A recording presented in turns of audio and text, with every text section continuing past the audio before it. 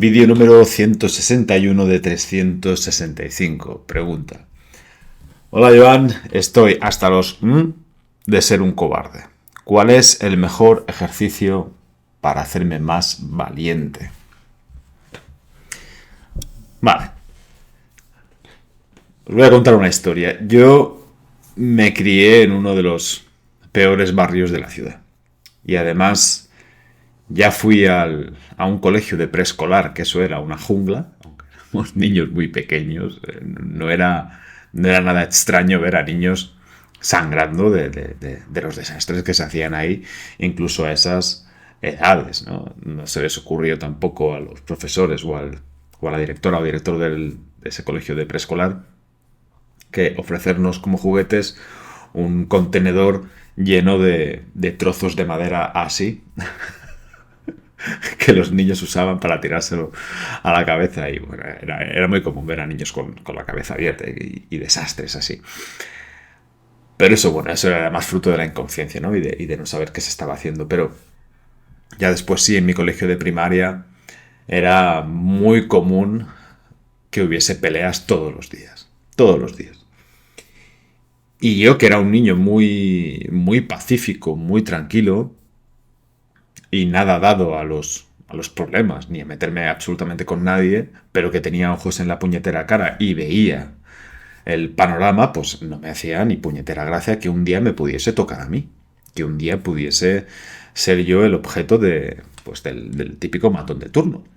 Y no quería que me pegasen, tampoco tenía interés en pegar yo a nadie, ni en empezar peleas, pero que me pillase de esa forma aleatoria en la que parecía aparentemente que se daban esas peleas, porque yo lo veía, chavales que no se metían con nadie de repente estaban involucrados en una pelea y la cosa no solía terminar demasiado bien. Y yo veía eso y decía, joder, yo no quiero verme en una de estas. Entonces, ¿qué hacía? Pues bajaba al patio y me quedaba en un rincón intentando ser transparente, intentando hacerme invisible.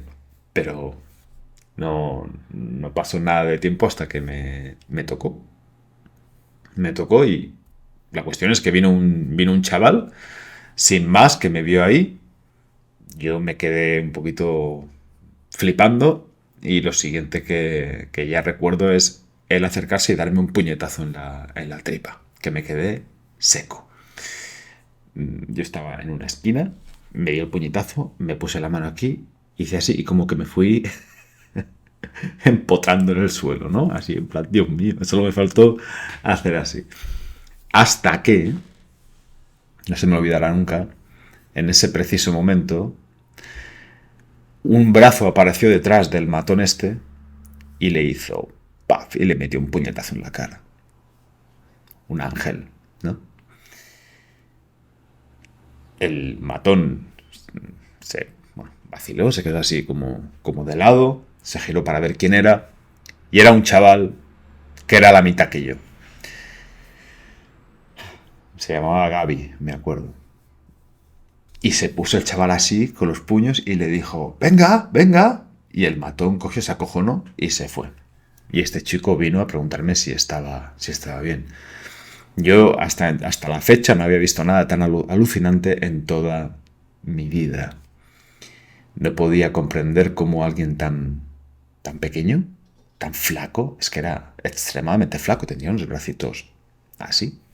Recuerdo que teníamos poca edad, teníamos 6 7 8 años, como muchísimo. Y se le veían las venas de los brazos, pero de flaco que estaba. Y yo, la verdad es que me admiré de eso, ¿no? Y entendí que no era ya una cuestión de ser más grande o más fuerte, sino de ser más valiente. Estuvimos hablando un rato y él me decía que, bueno, me dijo como con una falta de comprensión brutal, que no le daba el cerebro para entender por qué yo no me había revuelto, o sea, por qué no me había defendido, por qué no le había pegado yo, ¿no? Y yo le dije, no sé, ¿no? Y él me dijo, tío, tendrás que aprender. o tendrás que intentarlo, tendrás que hacerlo, porque si no, este hijo puta va a volver, y si no es este, será otro, y como se empiecen a decir entre ellos que tú no te defiendes, pues te va a pasar esto cada 2 por 3. Entonces dije, joder, ¿qué hago? Y le contesté, es que me daba miedo. Y me hizo así en plan, pues te aguantas. Y la verdad es que ese era el consejo. Que daba igual si tenía miedo o no. Que la única forma de no seguir siendo un cobarde o de incluso hacerse más cobarde era actuando con valentía.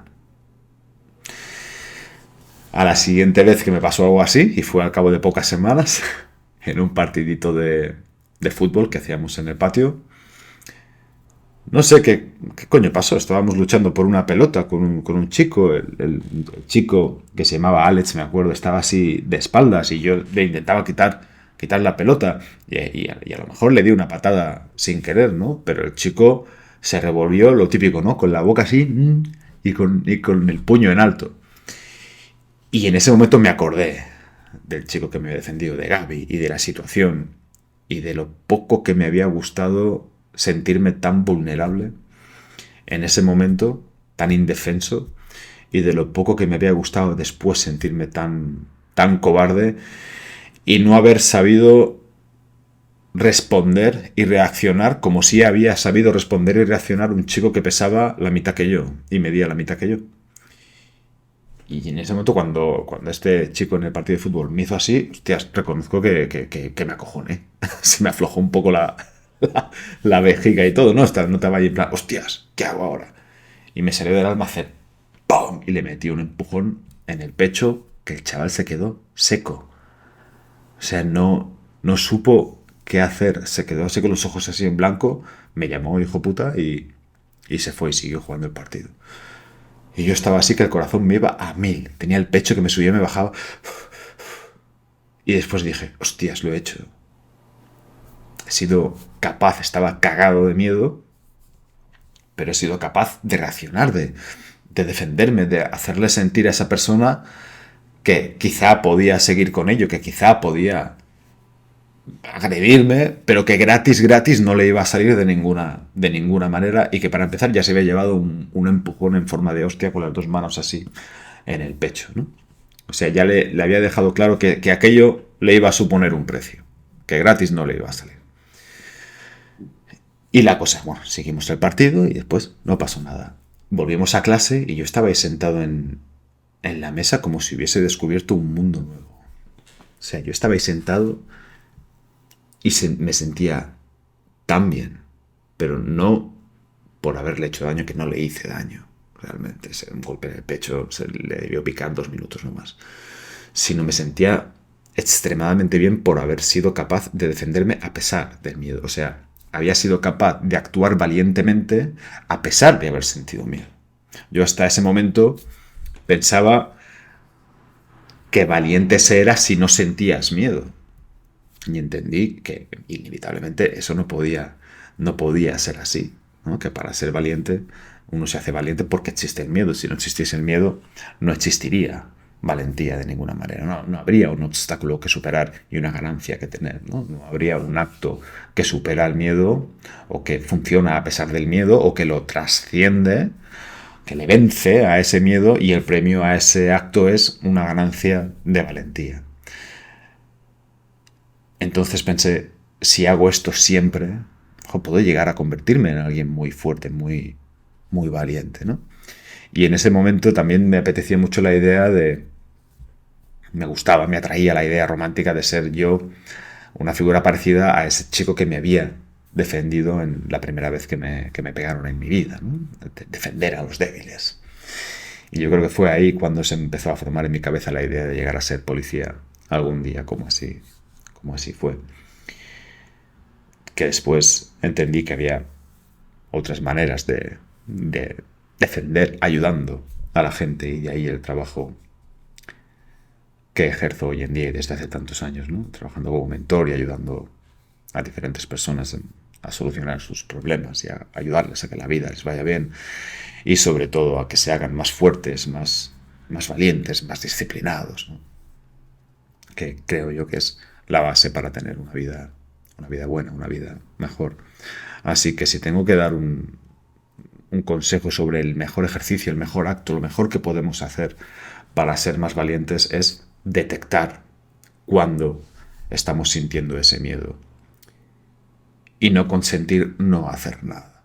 Se tiene que llegar a un punto en el que entendamos que el miedo es una emoción, es un sentimiento natural y necesario y que de ninguna manera vamos a conseguir desembarazarnos de él para lo que nos queda de vida, por muy valientes y fuertes que seamos. Lo que hay que desarrollar es un auténtico rechazo a la inmovilidad a través de la percepción del miedo. Lo que hay que desarrollar, lo que desarrollo yo, y lo voy a decir con las palabras que suenan en mi cabeza cada vez que algo me causa quizá un respeto, un miedo, o lo que sea, lo que le queráis llamar, yo lo que siento en lo que escucho en mi cabeza es que me da asco sentir miedo. O sea, me da asco percibirme como una persona que teme algo.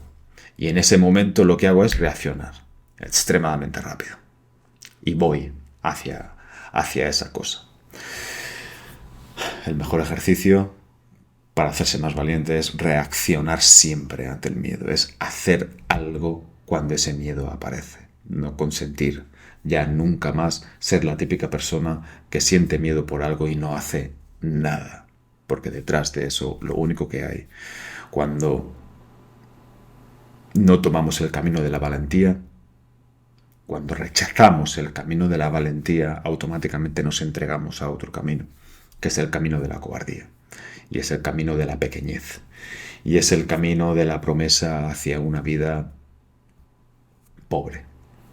Hacia una vida que creo que da más miedo que la cosa en sí que nos ha dado miedo antes. Y si estáis pensando en que esconderse es una opción segura, que evitar el conflicto es una cuestión segura, os tengo que decir que gratuita no es. Puede ser más segura en el corto plazo, pero es terrible en el medio y largo plazo. Si os da miedo un enfrentamiento, lo que debería daros miedo de verdad son las consecuencias de no afrontar ese enfrentamiento. Si os da miedo ahora, en el corto plazo, en una situación presente, enfrentaros a una situación difícil, si eso os da miedo, más miedo os tendría que dar acostumbraros a no hacerlo. Acostumbraros a no afrontar las situaciones difíciles, las situaciones que a nadie le gusta afrontar. A mí no me gusta afrontar situaciones difíciles. Prefiero estar en una butaca leyendo un libro o mirando una película, desde luego. Pero me gusta menos pensar en lo que puede pasar si me acostumbro a no enfrentarme a las situaciones difíciles que la vida me ofrece. Nada más, pensadlo. Nos vemos mañana, seguro. Paz.